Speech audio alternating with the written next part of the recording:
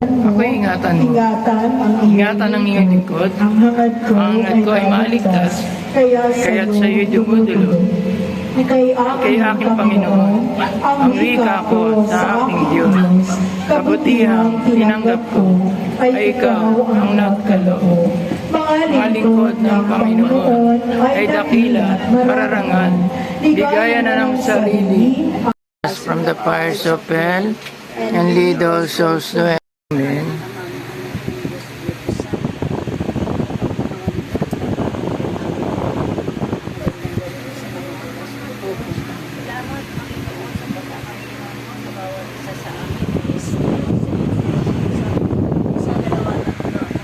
Manang tumanggap ng 2,000 ay nagtutupo ng 2,000. Ngunit ang tumanggap ng 1,000 ay tumukoy sa lupa at itinako ang salapi ng kanyang Panginoon. Pagkaraan ng mahabang panahon, bumalik ang Panginoon ng mga aliping iyon at pinagsulit sila. Tumaktin ang tumanggap ng 5,000. Wika niya, Panginoon, ito po ang 5,000 na bigay ninyo sa akin.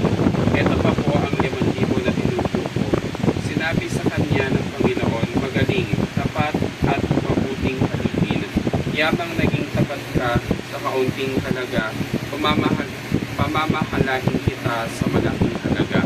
Makihati ka sa aking kagalakan. Lumapit din ang tumanggap ng 2,000 at ang sabi, Panginoon, heto po ang ibinigay ninyong 2,000. Heto naman po ang 2,000 tinutupo ko. Sinabi ng kanyang Panginoon, magaling, tapat at mabuting alipin. Naging tapat ka sa kaunting halaga, kaya pamamahalain kita sa malaking halaga. Makihati ka sa aking kagalakan at lumapit naman ang tumanggap ng 1,000. Alam ko kung kayo'y mahigpit, aniya. Kumapas kayo sa hindi ninyo tinamnan at nag-anik sa hindi ninyo kinasikan. Natakot po ako, kaya't ibinaon ko sa lupa ang inyong salapi. Eto na po ang 1,000 ninyo. Masama at tamat na alipin, tugon ng kanyang Panginoon. Alam mo palang gumagapang ako sa hindi ko tinamnan at nag-aani sa hindi ko kinasikan. Bakit hindi mo iyon inilagak sa bangko? Di sana may nakuha akong tupong ngayon. Kunin ninyo sa kanyang 1,000 at ibigay sa may 10,000 sapagkat ang mayroon ay ibigyan pa at